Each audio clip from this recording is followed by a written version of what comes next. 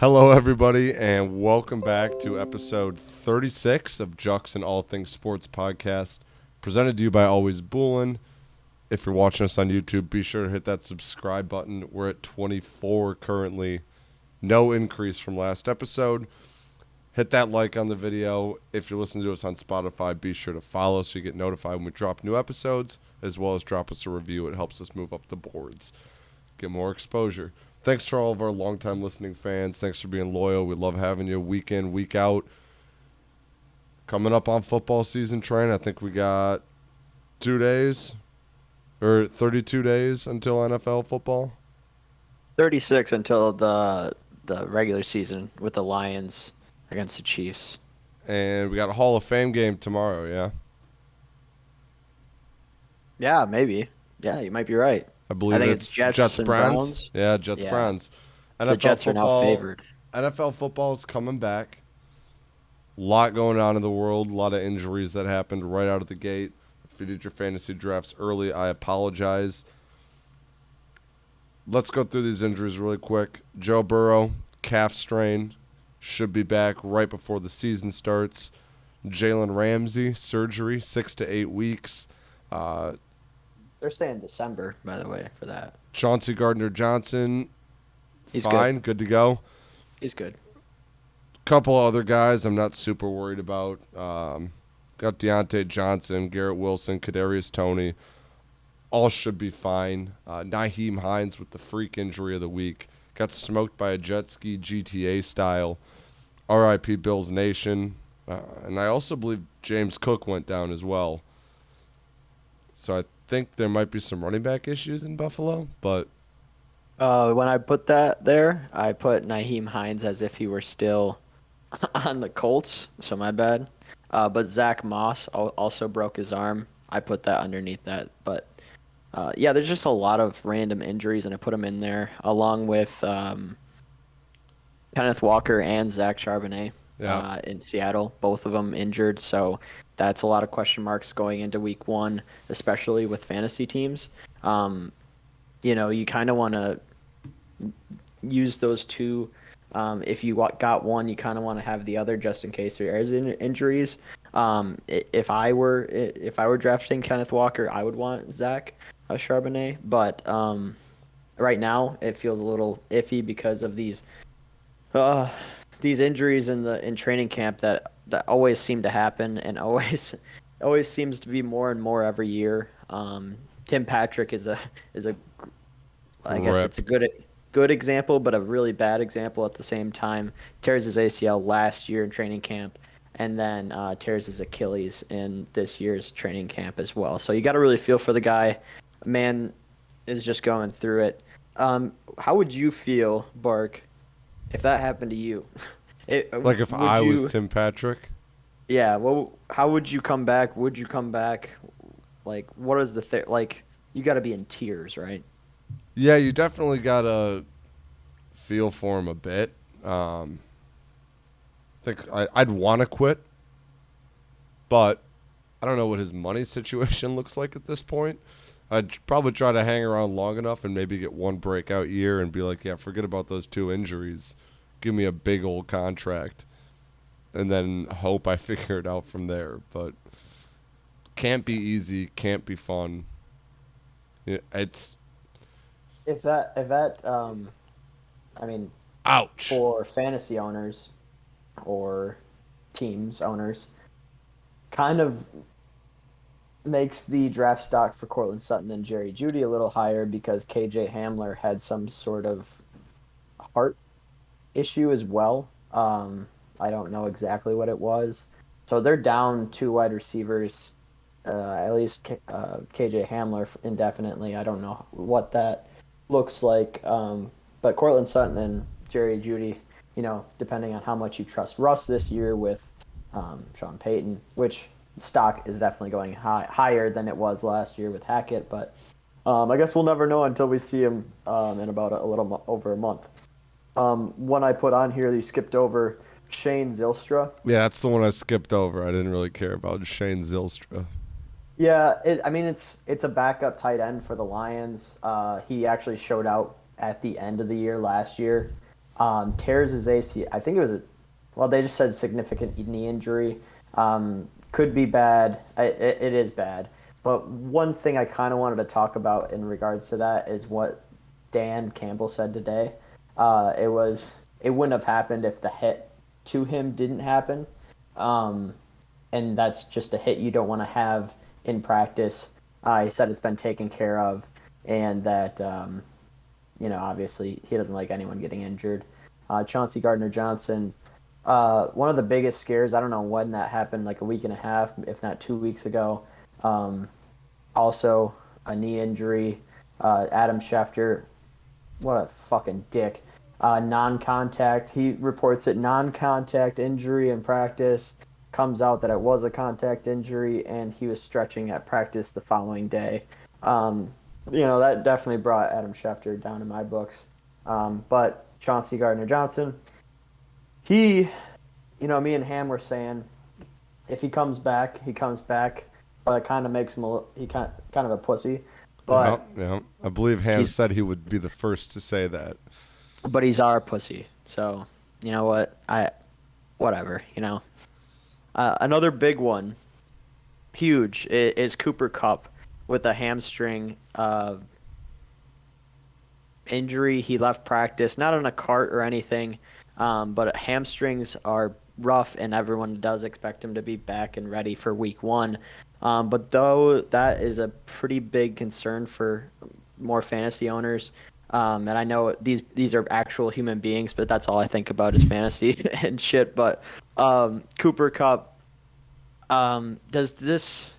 I mean, it's a hamstring, so obviously it's like a lingering thing, and you could see these, like some guys can never get rid of these lingering hamstring problems, especially when they're older. He's not too old, but he's definitely not young anymore. So he's like 30. Does this? Yeah, but every time he does play, it doesn't look like he's old. You know what I mean? Like Last he's not time he played was he's not like digressing a year and a half or regressing. Ago. It was well, I mean, like in football terms or like actual time. Actual time. Oh, I guess so. Yeah. Well, that's not true. He started last season. Yeah, barely played. Like 6. Yeah. I mean, he had like the most fantasy points all season last year with his injury. So, we'll see. If you were drafting Bark, if you had a fantasy team, and he was still there at 7 or 8, and that was where you picked. Oh, you have to take him at 7 or 8. Okay. Where do you go? Where is it where it kind of flips? Is it like the 4, 5, 6 range where you're like, oh man, I don't know if I can risk that. I'd rather take a Austin Eckler, even Travis Kelce, Tyreek Hill. Would you take Tyreek Hill over Cooper Kupp? No, because I don't trust Tua, and I think Stafford will have a decent enough season. I don't think the Rams are going to be that good this year, but I think their offense will still be fine. 1, 2, 3 has got to be CMC, Jamar Chase, Jay Jettas. No particular order there. If you want me to put it in order, Jay Jettas, CMC, Jamar Chase. I guess you can take a swing at Kupp at 4 there. I don't know who would be the next off the board. Devontae Adams scares me with Jimmy G being there. I'm high on Jerry Jeudy, but you probably get him in round 3? Round 4? I haven't done many mocks, so I don't know where guys are going. I just have guys I'm high on this year. In terms of the... it's a wide receiver. Just like the running backs are losing value in real life, so are they in fantasy. Yeah. But on the flip side, I think that makes CMC that much more valuable in fantasy. If you can get one of the lockdown top 2 running backs, you get them. Because it's going to be harder to find a consistent running back. Anyone can. It's just like... Yeah, you can draft Bijan Robinson, Jamar Gibbs, but after you go for one of those 2, you're almost as good just getting a UDFA. Obviously, I like when the Jags took Tank Bigsby in the 3rd round, but once some kid from Northern Kentucky State can do just as good as some guy from Stanford or some Power 5 school. I don't know. So if you can get CMC, you got to get CMC. I think Jay Jettas is going to be phenomenal in the Vikings offense again, so I'd still take him at 1, but I wouldn't knock someone for taking CMC at 1. And the only reason I'm a little shaky on Jamar Chase is Joe Burrow should be ready before the season starts. We'll see. If he re-aggravates that injury, yikes. But then again, flip side, rookie quarterback, he'll probably just say, fuck it, Jamar Chase is down there somewhere and throw it up. You might get more targets. I don't know. You say rookie quarterback? Backup. I meant backup quarterback. Oh. Like, if Joe Burrow re-aggravates his calves, I don't know who their backup is, do you? No. It could be a rookie. It could be Matt Castle, for all I know. But I think that's 1 through 3. Cooper Kupp, I think, is a risk at 4, risk at 5. I'd look for more consistent upside. If you're in that 6 through 8 range and he's still there, I'd probably take a swing. I think you're 100% right on those top 3. I think that's when you're going to get Eckler though, at 4 or 5. I don't really see those 4 getting out of the top 5, any of them. Travis Kelce might be at 5, really, depending on how you want to approach your draft. But speaking of the fantasy football draft, I know it's been a few weeks since we've actually came back on the pod, which I apologize for. We are busy. Especially in the summers. We had Steed's wedding, which was fun. But in the meantime, we did get a fantasy football draft order and draft positions. And I am drafting 3rd behind, I think, Noah and then Ham. I've heard per sources on the 1 and 2 picks, but I won't leak them.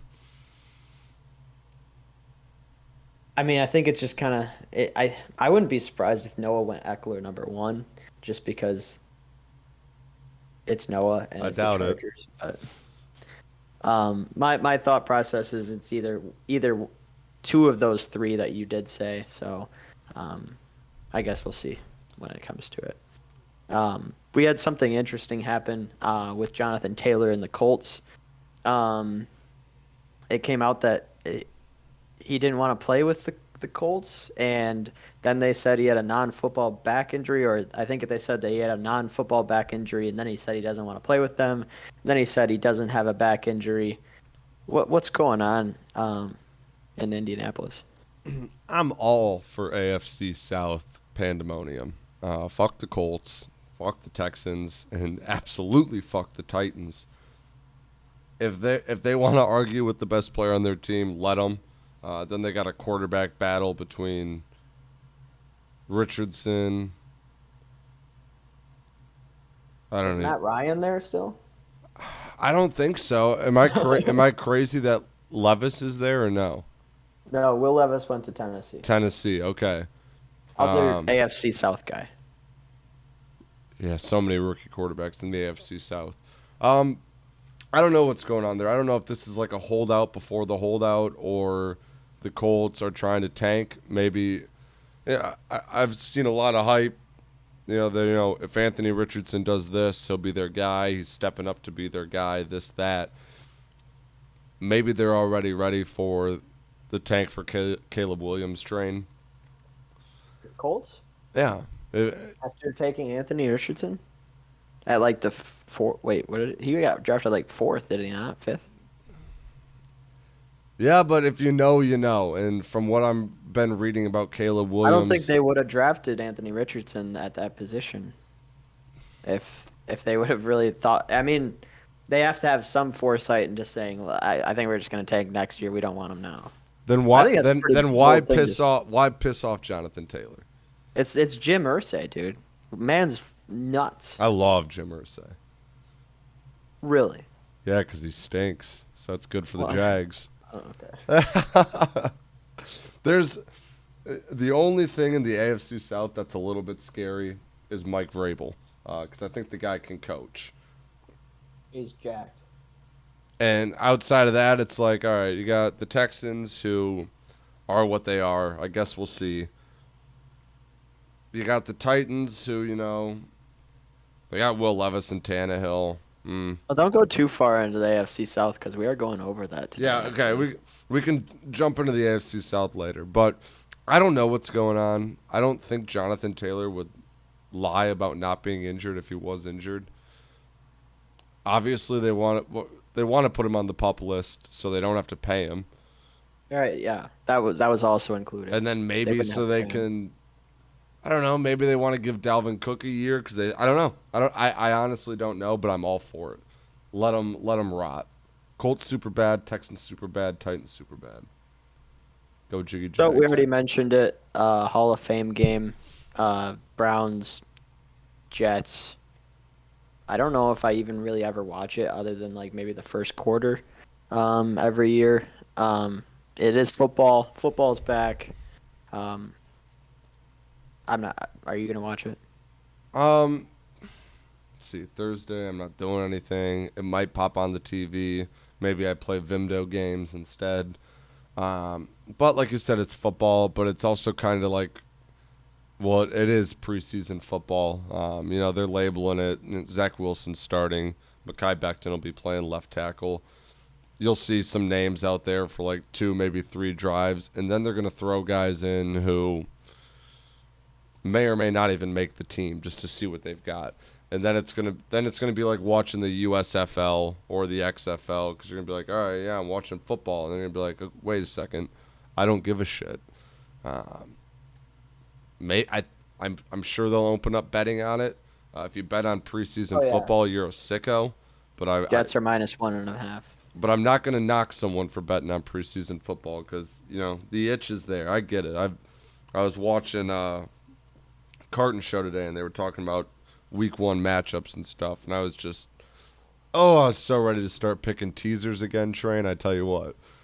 I mean, what were you like 14-0 last year or 14-1? I think you had 1 loss. Let's see if I can pull it up here really quick on the screen. We don't have our individual. They're coming back with teasers. Come Nar. So Nar will be back. I was 16-1 in teasers. Oh. And if I recall correctly, that one was a little. I think it was like my second pick because my first one got taken. I don't know. But yeah, 16-1. Let's see. I can pull everybody's up here. I got everything hidden, so I'm popping them up on the screen. Train, you were 12-5. Nar was 13-4. I was 16-1 on teasers. Well, hopefully we can. I mean, you can't do much better than that, but I can go undefeated is what I can do. Yeah, you can. I can redeem, go 17-0. But yeah, I'll probably tune in for a bit. I'd like to see Zach Wilson shit the bed for a little while. I'm seeing Aaron Rodgers give him tips and tricks in his training camps. Just because you are a good quarterback doesn't mean you can make a shitty quarterback become a good quarterback. So we'll see how much help he actually is. He's obviously only there for 2 years. After those 2 years, I'd be willing to bet my left nut that Zach Wilson won't be the next quarterback after Aaron Rodgers in New York. So speaking of quarterbacks, something you probably don't want to chat about too long, the top 100 players in the NFL. Top 100 players voted by players. Yeah. For this upcoming season, I believe. A lot of controversy with, and I put Goff on here, but we don't really have to talk about Goff. I kind of want to just hear you talk about how Justin Fields was ranked above Trevor Lawrence. That's it. So again, I'll say it again. It was voted below, above, better than Trevor Lawrence. I don't know how you'd say that. Me neither. I always get confused. Like when college basketball rolls around, it's like the 10 versus the 4 seed, and you're like, oh, they're rated higher, and it's like, well, rated lower, but lower number, higher rating. Yeah, it is what it is. Again, top 100 players voted by players. It's a popularity contest. All right, Justin Fields has swag. He's fun. He's got more support in the league in terms of swag. Everyone wants. It's If you vote the top 50 high schoolers in a high school, everyone's going to vote for the cool kids. They're not going to vote for the guys with a 4.0 GPA, the ones who are going to succeed in life. They're going to vote for the fun guys, the class clowns, the people who don't have success in their future because they're fun and they're exciting and you like them. This isn't how I thought you were going to go about this, to be honest with you. Most of the players in the league don't care about Justin Jacksonville. Fields. They don't care about Trevor Lawrence. They were in the worst division in the league. I said it 2 years ago. I said it last year. I'll say it again this year. Urban Meyer did negative progress to this franchise. Guys took a step backwards. And I know you can't do it, but in my mind, that Trevor Lawrence rookie season didn't happen. All right, and I know you can't say it. I know I am saying it, so I don't hold much stock in saying you can't say it than saying it. But he's phenomenal last year. People are saying he's going to take a big step forward this year. People think Fields is going to do that too because they beefed up their O-line and got him some offensive weapons. And I'm sure you saw this on Twitter, but not just 4 years ago, after a better quarterback season than Justin Fields just had, people were saying Mitch Trubisky was a dark horse candidate to win MVP in the NFL. People are like, oh, Justin Fields could be. No, Justin Fields sucks. All right. Sure, he's fun. Sure, he's fast. He's got support from players because he's this breed of quarterback that's trying to gain a little bit of traction. But running quarterbacks are getting almost as much respect as good running backs in the NFL right now. You play them on their rookie contract, then you start to worry about their legs and their injuries. Justin Fields might be electric this year. He might put up good stats. Will it lead to the Bears winning games? I don't think so. Would I take Justin Fields before Trevor Lawrence in a fantasy football draft? I would. Oh, okay. I didn't know where you were leading with He'll that. get more yards on the just gonna ground. take him. He'll scramble in some more touchdowns. He might have a more electric offense.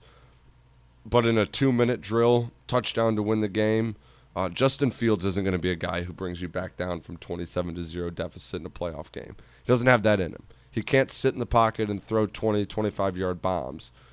Sure, he can scramble and make broken plays happen, but beefing up your offensive line might actually hurt Justin Fields a little bit. And that might be bold to say. But even when I was defending Justin Fields before I started hating him because he got overhyped, what I said about Justin Fields early on when I was backing him up was the guy's not a pocket passer. He's not a sit and let the play develop kind of guy. He does his best when he rolls out, gets in the open field, and you got the threat of his legs, and then he can make a pass from there. You make him sit in the pocket, it's not going to do shit to you. You let him run around, do some bullshit, you might get one season comparable to Kyler Murray 2 years ago when he had a good season and then stunk last year. Not high on Kyler Murray, not high on Justin Fields. I don't really care about the other quarterbacks. I think enough of them. You know, obviously a lot of my love for Trevor Lawrence comes from being a Jags fan and the potential. A lot of people who got rated above T-Law, i.e. Goff, I'm all right with. He's a great locker room guy. Had a rough first year with the Lions, was hated by Lions fans for the first season. And then he bounced back, shrugged it off, and now he's a Detroit hero for right now. And I love that for him. I have no problem with him being rated where he was. You can probably plug Jared Goff into the Jags offense, and he might do just as well as Trevor Lawrence. But Justin Fields is a fraud. He's a running back who can throw the football 10 yards. Sure, he's got a big cannon. So does Joe Milton. And everyone is ecstatic for Joe Milton's college season. He's going to be phenomenal. He's going to be like Anthony Richardson. He's a Heisman candidate. Joe Milton played college football at the University of Michigan, and he couldn't hit water if he fell out of a boat on his deep throws. Sure, he could chuck it 70 yards, but the problem was receivers couldn't catch it because it was 20 yards overthrown. You got to have finesse. You got to have arm talent. Just because you're an athlete doesn't mean you're a good quarterback in the NFL. Trevor Lawrence has better eyes, better brain. He's better in all the passing stats. And for whatever reason it is, the players love Justin Fields, and that's why he got ranked higher, not because he's a better quarterback. Again, fantasy-wise, I think Justin Fields might have a great season this year. I don't know what the Bears' defense looks like maybe they're a team that can go 8-9, 7-10, and Justin Fields looks good enough to people to be like, oh, next year he's going to be great. But we've had 2 years of subpar Justin Fields football. He didn't show much improvement this year besides his ground game. Well, a big reason quarterbacks are looked at as successful or great is because they win. I mean, Patrick Mahomes, he wins games. And He people goes to say the that's playoffs. unfair. I mean, fair, but I mean, if Justin Fields doesn't win more than 6 games this year, I don't think it's successful unless he throws for 5,000 yards and has 3,000 rushing yards. He won't throw I mean, for 3,000 yards this year. I know, but that's all I'm saying is he would have to just have an insane season and score kind of similar points to how the Lions were scoring when they were on their like one of the best offenses in the league and the worst defenses. But that would be like the only case where you can say that Fields had a good season, but the Bears only won 5 games or 6 games or 7 games like that. I didn't know you were going to go that long. I'm sorry I brought it up on T-Law. It's okay. It just No. it stung a little bit. You can't dismiss quarterback records because they're the highest paid player on every team when they're the one. And your highest paid player should win you football games. So you brushed on Goff. He's higher. He's ranked higher or better than Lamar Jackson as well. I think it was just a few slots, but that kind of contradicted, I think, at least, what you were talking about on the swagger of a quarterback. And I love Jared Goff, and I think he's dope. PMT loves him. Very you think the lovable whole guy. league, yeah, you think the whole league likes him more than Lamar, who is a similar kind of like runny, flashy quarterback for a team that generally does well. He's won the MVP. Yeah, that's. I mean, it's a similar situation, I think, except for flipped because. Yeah, well, whatever. Well, you want to dive into the AFC South? I actually want to touch on Lamar Jackson, Jared Goff really quick, if I could. Oh yeah. Again, rated by players, and I love Jared Goff. I think most people love Jared Goff. He's a very hard guy to not like unless he's your team's quarterback and he's not playing well. Outside of that, guy doesn't have an evil bone in his body, and I don't think Lamar Jackson does either. And maybe the offseason made some people a little bit upset, maybe in terms of other players. But also, I think flashiness, as much as it can help players, I think it also has a cap on how much it can help people. And not that Lamar doesn't have a track record, won an MVP, but Goff's been doing it. He's been to a Super Bowl with the Rams. Now he's on a new team. We saw the turnaround, and opposite of Trevor Lawrence, the players have seen one atrocious year under Urban Meyer and then one growth year under Doug Peterson. I think he's going to take big steps this year. Be interested to see how this list ends up next year. But Goff's been around, and he's proven that he's a consistent guy. Kirk Cousins-esque. I'd rather have Jared Goff, though. But he's just kind of got that track record a little bit more, whereas even Lamar Jackson, after winning an MVP, people were like, do you pay him? And I don't know. I don't think players know shit. In baseball, former players become scouts. In football, former players become coaches, not analysts, and there's a reason for that. Or they announce football games too. That too. Mostly quarterbacks and tight ends, but offensive guys. True. So. And also, I'm sure defensive players hate Lamar Jackson, so they probably didn't rate him very high. Because if I was on defense, I wouldn't want to chase him down. But yes, AFC South, NFC South. Let's run through it. Obviously, Jags are favored to win the division, which is scary. It's fun to be minus 155 to win a division. It's a weak division. It's a young division. And like I touched on earlier, outside of Mike Vrabel, there's not much I'm super concerned about there. Now, CJ Stroud might be great. Houston Texans, they're not going to be good this year. I mean, if Stroud balls out, they might be decent, but they still have a lot to fix and a long ways to go. So a little bit of a lingering problem there. Titans were a team that got knocked up with some injuries, added D-Hop. Tannehill's serviceable enough. I've been a Tannehill fan since he was on the Dolphins. Then he went to the Titans. Now I hate his guts. He's still a decent enough quarterback, and they got Will Levis behind him, who they apparently are liking so far. And the Colts are kind of a dumpster fire right now, as we talked about with Irsay and Taylor and all that going on. And we'll see what Anthony Richardson turns into. But the Jags and Trevor Lawrence and their receiving core have looked explosive in training camps. I don't love talking training camps because, number one, maybe your receivers and quarterback look good because your defense sucks, which is always something I always think about in the back of my head. They're like, oh, Zay Jones was on fire today. I'm like, okay, so wide receiver 3 was torching our secondary. Great. It's not always a good sign when your offense is doing phenomenal in training camps because, spoiler alert, they're playing against your defense. But I watched some videos. Trevor Lawrence looked nice. From what Dougie P's been saying, guys are stepping up in the locker room. I'm excited to see a step forward from Trayvon Walker. I'd like to see us sign just one more edge rusher still. Calvin Ridley came out a little knocked up. Anton Harrison a little knocked up. Looks like we got some good versatility going on in the offensive line.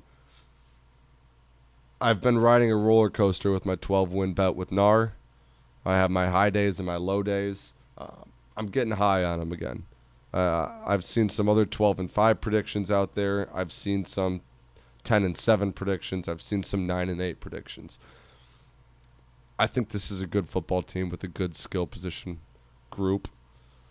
I haven't seen much on Brenton Strange since like the first week of OTAs, so that worries me a little bit, but whatever. We inked Ingram to a 3-year extension. Kind of stinks when you used a high pick on Brenton Strange, but we'll see what happens. I think the offense is going to be nice, whether our secondary stinks or not. Zay Jones has looked great. The one thing I can say on the secondary is Tyson Campbell has looked phenomenal, and Calvin Ridley's been taking my breath away in videos. Man's quick. People forgot about him. I told you guys. I told you guys. You forgot how good Calvin Ridley was because he missed a whole year. You forgot about 2021 Calvin Ridley. Yeah, you just got you lost Marvin Jones and plugged in Calvin Ridley, which I think is quite the upgrade. I love Marvin Jones, but the way I've been seeing Calvin Ridley run those routes, in comparison to at least Zay Jones, that one video is just kind of filthy.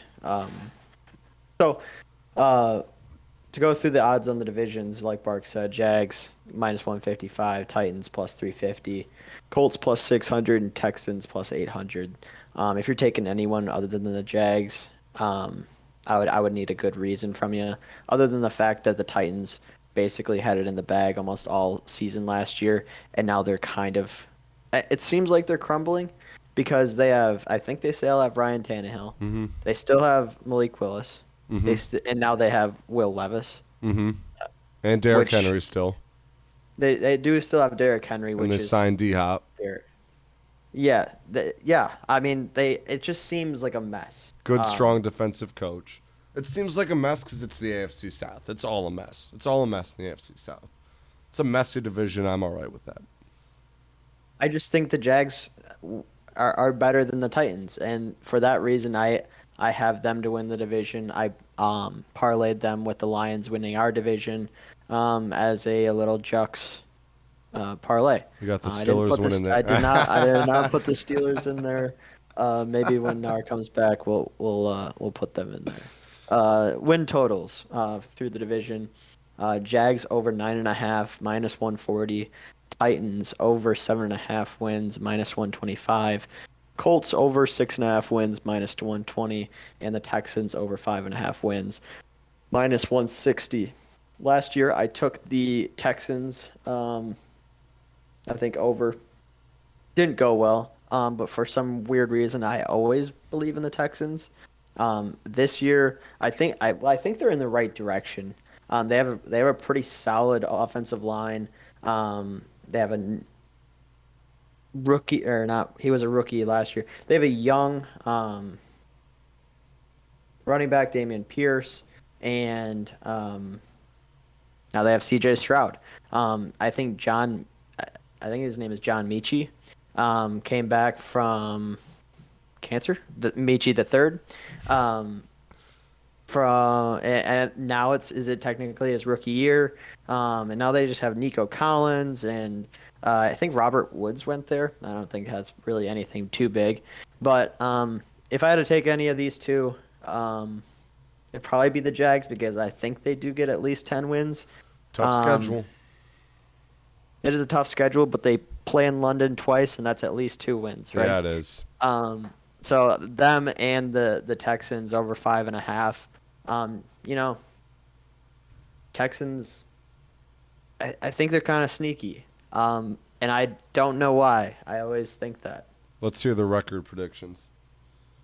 My record predictions for the AFC South: the Jags 10-7, Texans 7-10, Titans 5-12, and the Colts 4-13.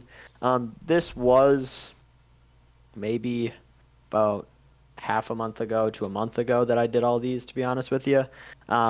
Not that a whole lot has changed other than the Colts situation, which actually might bring them to this realistic 4-13 with Jonathan Taylor and just honestly bad looks throughout the offseason other than getting Anthony Richardson. Anthony Richardson to Michael Pittman might just be their entire season. Michael Pittman Jr., if we're saying the third on Michie. So I don't really see them doing any better. The Titans' record might be a little inflated. They might get a little bit more than 5 wins. But I think at the top there, the Jags and Texans is fairly accurate to me. I've got to say the Jags go 12-5 because I have to. I think the Titans follow up in second place at 8-9. Give me the Texans then at 6-10, and then I like 6-11, and I like the Colts at 4-13. I like that, especially after the Jonathan Taylor news. But yeah, NFC South, Train, run us through it. NFC South, which might actually be a shittier division than the AFC South. Might be. Especially when Tom Brady leaves the division. We have no favorites, negative money, minus money on any of the teams in this division, but the Saints are favored plus 120, Falcons plus 215, Panthers plus 400, and the Bucks plus 800. If I did have to pick a team, this one's tough, actually. Saints got Derek Carr. Falcons got Bijan Robinson. I don't know how I feel about them. And then the Panthers just switched up everything with a rookie quarterback, Miles Sanders. They got DJ Chark, and I believe they just signed someone else to their team as well recently in the last week.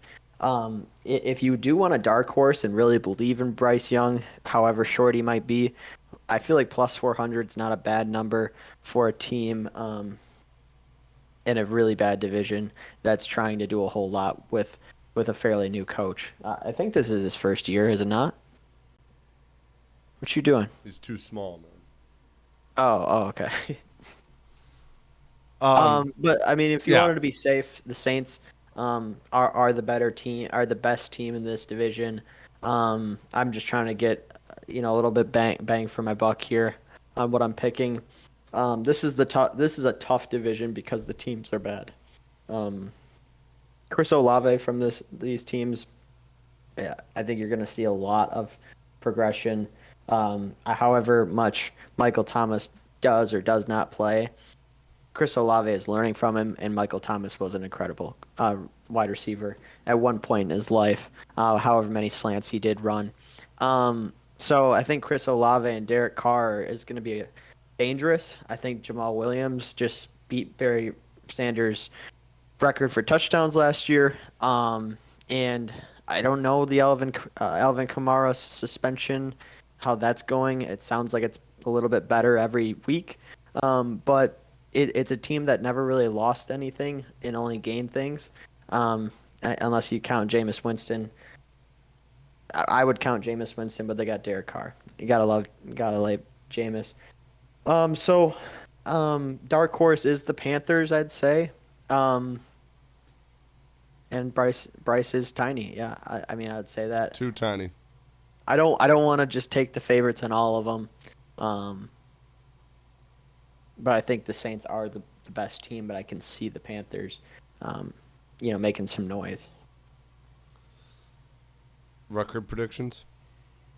Oh, we'll go over the win totals. Saints 9.5 wins, plus 105. Falcons 8.5 wins, minus 120. Panthers over 7.5 wins, minus 120. Bucks over 5.5 wins, minus 155. I have the Saints at 10-5 or 10-7, winning this division.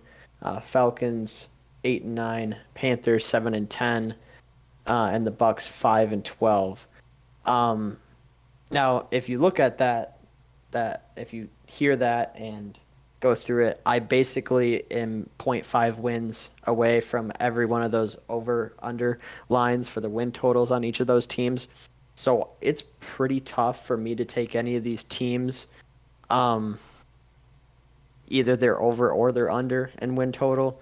Um, Panthers, I think, was the most consistent team when I go through every one of the schedules. I think their 7-10 was almost every single time I do schedule predictions. They finish 7-10, which is insane because I don't have any consistency to it. I just go in and don't even think about it, and I think this is what happens every time. Obviously, it changes, but um, I don't see anything that I would like from this division to take an over or an under win total. But those are my standings, at least. I think that the Saints are going to be phenomenal this year. They I, have the easiest uh, schedule in the whole NFL, by yeah, the way. and I think Derek Carr is in his element in New Orleans. I think if you want bang for your buck instead of relying on a 5'6" quarterback at plus 400 to win the division, I think you take the Saints to win the division and you parlay that with over 9.5 wins. Probably get yourself around nice plus 250, plus 300 odds on that. Um, I think the Saints go at least 11-6. I think Derek Carr is going to be nice. We'll see if Michael Thomas ever even plays a game. Olave is going to burst out with Derek Carr. Again, Kamara, question mark, but whatever. Give him Jamal Williams. I don't know. I think the Saints are going to be a phenomenal team in a weak division. I don't think it's going to be like the AFC South last year where it was 9-8, 8-9, whatever, this, that. I think the Saints are going to walk away with the division. I really struggle to say the Panthers might be good because I really do not like Bryce Young. Um, but Fair. I don't like Desmond Ritter either, but Bijan Robinson might be a force. This would be the year I would take Kyle Pitts in fantasy drafts, depending on the value, because he's not going where he used to go because Kyle Pitts owners have been in shambles for the last couple of years now because you draft him Round round 7-ish is what I'm guessing. as Maybe opposed to what, round 4 in years prior. maybe around there, yeah. So if I can get Pitts in round 7, I'll take that swing. I was never a guy who went after him in the 4th round. Hammer the Saints over. I'm kind of right there with you on all three of the other teams, though. I don't see the Falcons getting 9 wins. I don't see the Panthers getting 8 wins. Bucks might get 6 wins. I'm always kind of rooting for Baker Mayfield because I like a bad guy. His commercials were hilarious. I hope we get some more of them. I don't know. 11-6, 8-9 for the Falcons, and I'll flip the Panthers. I'll put the Bucks at 6-11. I'll put the Panthers at 5-12, maybe 4-13. Yeah. I think that's Chicago Bears and Justin Fields' rookie year are going to be very similar to the Panthers this year. And yeah, Bryce yeah. Young can't run like Justin Fields can. He's too small. If you're going to be small, you got to be fast, i.e. Kyler Murray. And Bryce Young's not that fast. I don't care if So he's we got good got arm talent. Doesn't matter if you can't get the football over your O line's head, or if you can't see over the O line's head. through AFC South, AFC North, NFC South. What do you want to do next week? East? I think East sounds good. Yeah. NFC East and the AFC East next week. Do the same thing and just kind of keep going through it. Then maybe after we get those done, I mean, we only got like a month left, so 2 weeks, and days. then we will Get Nars then ass we'll do back it on here. for an MVP, Coach of the Year, Super Bowl. Probably a Everything. Rookie of the Year. full fledged NFL podcast when Nar comes back on. Probably Yeah, yeah. because But by the time that comes around, I'm sure I'm going to be devastated by the Tigers. speaking of the Tigers, Bach, do you want? Actually, I think they played today, so this record might be wrong. They Did they did. win They today? won. They won. Okay, so they're 48-60. They won on Uh, an Erod start. Fun fact. So trade deadline came and went. Underwhelming compared to years past. There wasn't a Juan Soto on the trade market like there was last year. Well, not this trade market. Huh? Oh, well, yeah. I guess that was a bold one to pick, but we'll get into that in a second. Shohei, there was the rumors, and what do you give up? It's tough. When Juan Soto was on the trade market, you had a guy with 3 years of team control. So the whole thing with the Padres was if he comes over and doesn't work out for 2 years, then you trade him again and get your prospects back. To what you'd have to give up for Shohei Ohtani, you would have to know that he's going to re-sign with your team. As great as he is, to give up what you would have to give up to get him would be ridiculous for a half-year rental.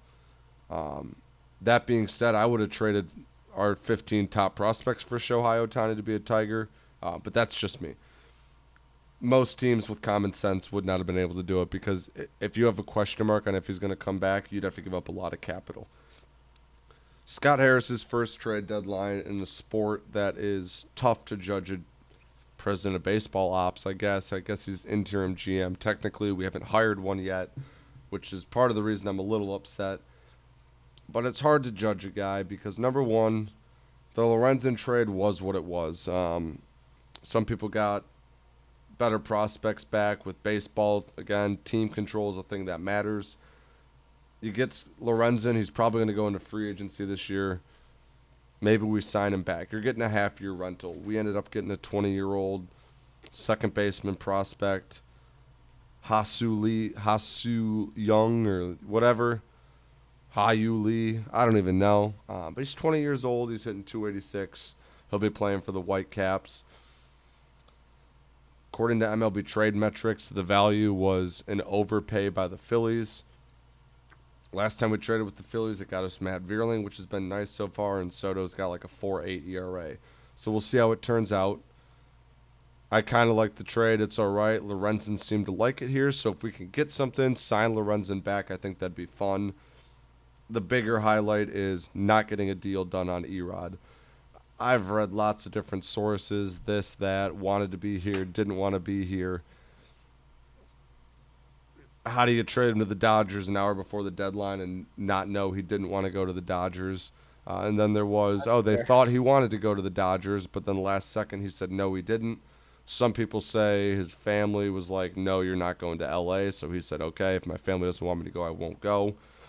After he was like, yes, I'll go to the Dodgers, then they said, all right, you're going to the Dodgers. Checked with his family. They said, no, you're not. You're not going to L.A. Some people cited taxes. A lot of factors. End of the day, they're saying he wants to be here. I'd love to have him here. If he wants to be here, he opts into that contract at the end of the year. If he wanted to be here, you can move to L.A. for half a season and then re-sign with us on a new contract after you opt out, though, and let us get a little bit better. I felt a little betrayed by Erod for whatever reason. We let the guy take a half-year vacation last year. Didn't answer texts from our GM. We didn't know where he was. We didn't drill him. We respected his privacy. And then this year he shafts us at the deadline because we couldn't get anything from the Dodgers. I would have loved to get some prospects from the Dodgers. I would have loved to have Erod on my fantasy team and pitching for the Dodgers as opposed to him playing meaningless games for the Tigers right now. That being said, we won't know if Scott Harris won the Lorenzen trade until probably 3 years when that guy is even remotely ready to be in the MLB. And that's why it's tough to judge MLB GMs so quickly. You know, basketball, you can judge a GM pretty fairly within 2 years. You give him 2 draft classes, and if he doesn't find a talent, it is what it is.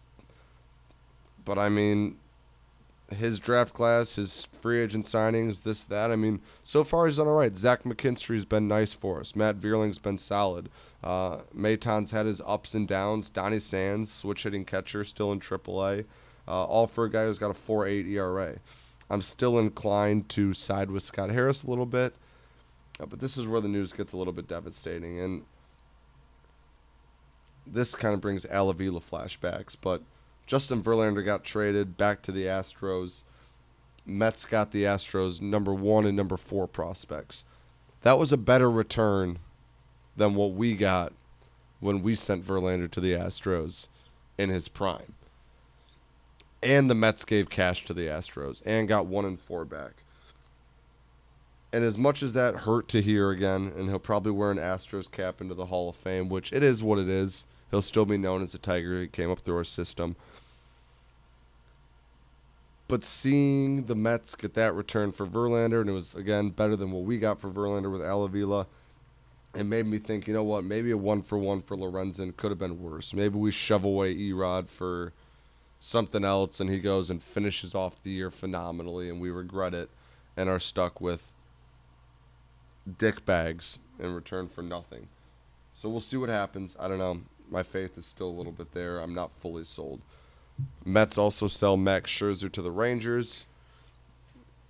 1-2 punch fight in the AL West now, I think, between the Rangers and the Astros. They each add Scherzer and Verlander. Should be fun. Should be good baseball. A lot of starting pitchers got decent returns. Lorenzen didn't get that great of a return. So I'm a little upset with Scott Harris. I would have liked to see an Erod deal get done. If he finishes the year with a sub-4 ERA and opts into the remaining years of his contract, I'll praise Scott Harris. If that's what happens. If he opts out and goes sign the big money deal with some other team, then it was all bullshit and we got duped and Scott Harris didn't do his job right. Do you want to talk about the Juan Soto trade train? I mean, man's hit he's got 3 home runs. three dongs in the last, 24 hours. 12 and hours. every time he does, 12 hours even, yeah. No, 24 hours. Yeah. Well, you were texting me late last night, and then you snapped me at like 2 today, so 14 hours maybe. Man's got me more notifications than anyone on my team in the last month. So I don't know. It's fun. I think you won the trade, but emotionally and mentally, I won that trade. I just love my team now. That I have Juan Soto. I think, I have no shot at the playoffs. I have what I wanted to start the season. You have Erod on the Tigers rather than the Dodgers, but I guess that's what it is. What time are we looking at? How much time? We got time still. Still. I don't know if you want to go into these hypotheticals. There's on there. I think we need at least a guest for hypotheticals. A guest? Okay. I'd love to get Steed on here for hypotheticals. 1, he's loud, so that'll be fun and entertaining. Number 2, Mans thinks he can do every single thing on this list. And I'd love for Jux Nation to hear this guy say that he can score goals from penalty kicks on the best goalie in the world. I'm not sure Steed can score a penalty kick on an empty net with a live crowd. So I don't know if he's even got the setup to be on or if he will, but I think you and I agree on too many of these where there won't be too much controversy. Or maybe, even if we bring Nar back for football season and throw Ham in there, because I know Ham doesn't think we can do any of these. So it'd be nice to have him in here just to get the opposite side. I think Nar's a little bit down the middle. I think the two of us are just going to agree on too many. I think we need to get some controversy out of these. After playing a little bit of golf, I'm starting to finally think about Brooks Koepka being able to beat 8 of us in a scramble. Just because of Yeah. yeah. I may have overthought that a little bit. Overthought it how? That no way we Well, win? Or because if we're playing at the same tees, right? And we're only, playing like a 380, 400 par 4. The guy's going to get like within 50 of the green and get it close enough for a birdie a lot more often than when we see him play. 8 shots is a lot, though. 8 shots, you got 8 tries at every shot. Yeah, I mean, for people that are completely lost at what we're saying, these hypotheticals are just like as if, all right, take a group of 8 friends, golf and scramble 18 holes. Would you and your friends be able to beat Brooks Koepka? Oh, I mean, Brooks Koepka, or like any other professional golfer, but we put in Brooks Koepka because why not? Initially, I'm like, hell yeah, because we got 8 shots, 8 putts, we got 8 chips, we got whatever it might be. But I think the power does make a lot of sense if we're playing at one of those courses, one of our courses, or if we're playing like what kind of distance are we talking? Are we talking PGA Tour, or are we talking That's just the thing. us going? You throw this guy on county line, Brooks Koepka's not going to know what hit him. We get on the greens at county line, we'll be like, oh yeah, I know what to do here. See that 8-foot crater over there? Yeah, I know exactly where to hit. Yeah, and 8's a lot. Now the last couple times I've golfed, my shot is basically just in the wind, but I don't know. 8's a lot. You get 8 drives. 8. I don't know. We got enough good golfers in the group where I think we could at least make it close. Maybe not. Yeah, I think getting a guest on here would be pretty good because Maybe that's we insane. discuss these, I think, way more often than we should, to be honest with you. We discuss them very often. Every once in a while it comes up in the group and it takes about 2 hours. I only put them in here because we're in the dead zone of sports. In the dead zone, getting towards the red zone, though. Oh, yeah. That was good, Buck. Thanks. I've been planning that all week. Just kidding. Let's jump into Wager Wheel. My cold streak has kind of stopped lately. I mean, I'm 7-8 on the Wager Wheel. You're 9-7. And we both won last week. I've got a bunch of MLB bets on here. I've got golf winner, and I've got free picks. So there's not a lot to bet on right now, but Wager Wheel might be popping when football season comes in. I'll do like rushing props, passing props, countless things to do for the NFL. Even though it's a dead zone, there's just, I don't know. I don't want to put MLB hits on. It's just a lot, and when you're looking ahead of day 2, they don't always have the lineup cards out, so those props aren't always out. In the NFL, the props are normally out ahead of time. So we'll spin the wheel per usual. We'll go ahead and do your spin first, Train. Okie dokie. MLB home over. So team total over for a home team. Okay, do they? They do that. Okay, I know they did that. I just didn't know if they do it in advance. If like they don't, then just take an over. Oh, for any team, yeah, that makes sense. Yeah, because I guess I did that again here where I do just have home under and like there is no home over, you know. I mean, there is team total, but I don't have regular over-unders on here. So if they don't have the team total, just do a regular over. Over. Oh, fuck. You got golf winner again. Oh, who's even golfing this week? I don't know. You got golf winner. It's tanking my record is what it's doing, dude. So they don't. Oh, they might actually have a game. They don't. They don't have team totals. They don't have team totals. And then Not for tomorrow. give me any regular over then. We'll call it good. Okay. I will take the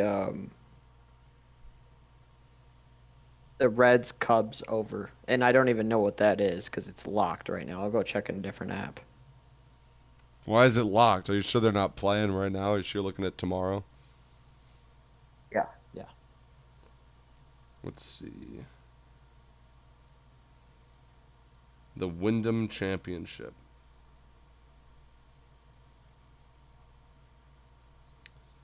Root doot doot do. Golf winner. Why did I put that on the wheel? I guess, could at least put like top 10, top 5 on there too. But no, I just put golf winner on there. Let's see. Oh,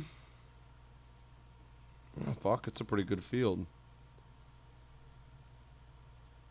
I think I'm going to go chalk with it. And I'm just going to say Matsuyama's due for a win at Wyndham. Matsuyama to win the Wyndham. That's what I got. Can't log into my bar stool. This is a disaster.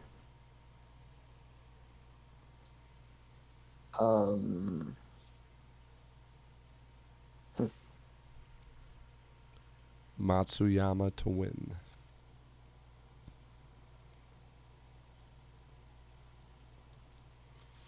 Well, hey, Kangas is in town. Sorry, I have no idea what's. I don't know. I have no I idea. need an over. I need an over train. Oh man, this is a bad time for me not to know my login. You and can't look at Barstool. this. I mean, DraftKings didn't even make me log in to look at stuff. I know. I went to that one, but it was all locked for the one I wanted. So. ESPN should have it. An over? Yeah, they normally put those on there. No. I guess we'll go over to that. Matsuyama to win the Wyndham. Windham.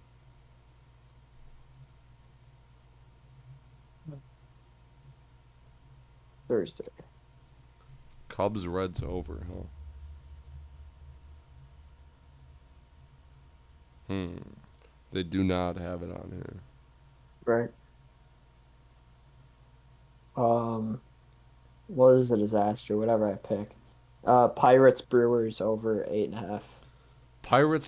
Wow, bold. Pirates Brewers over 8.5.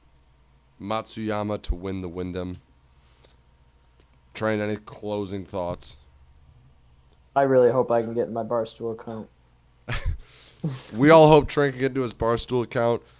Thank you, everybody, for listening to episode 36 of Jux and All Things Sports Podcast, presented to you by Always Booling on YouTube. If you're on YouTube, please, please, please hit that subscribe button. If you already have, steal your mom's phone, hit her subscribe button on it. If you're on Spotify, be sure to follow, drop a review. You said, did you have something to say or no? Adam Reagan, if you're listening. Adam Reagan, if you're listening, reach out to us. We'll get you your $20 gift card. And if not, by next pod, do we do another duck race? Oh, I don't know if we can make him forfeit the prize. Okay, fair enough. We can try. We can try to put some pressure on him. Because we also, I think it might be our duty to reach out to him, but I kind of want to know he was listening. I don't know. Seems a little sus. Thanks for listening. We'll see you probably next week. Yeah, maybe. Yeah, likely next week. We'll likely see you next week. Thanks for listening. Like, subscribe, follow, rate. And as always, fist it, boys. My account is locked, Bach. Oh, no.